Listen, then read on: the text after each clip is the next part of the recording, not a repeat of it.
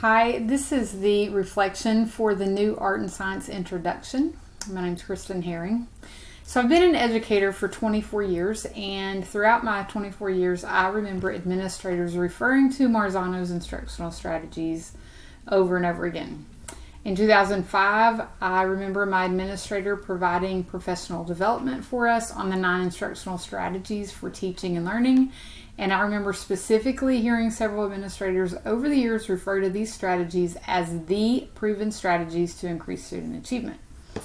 Marzano states in the introduction of the new Art and Science of Teaching that he in no way agrees with that statement because instructional strategies are to be used in combination with others.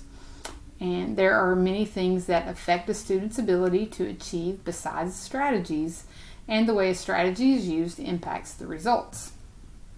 One thing that made an impact on me when reading the introduction is that Marzano took a stand in this way. It shows that he is more concerned with the student achievement and what research reveals than being known for his work. And that was important to me. Marzano also recognized that his original work, The Art and Science of Teaching, focused on teacher outcomes and teacher behaviors rather than student outcomes. So he changed that in the new Art and Science of Teaching. It makes sense that he wrote this book to focus on student achievement and student outcomes because that is where all the stakeholders share an interest.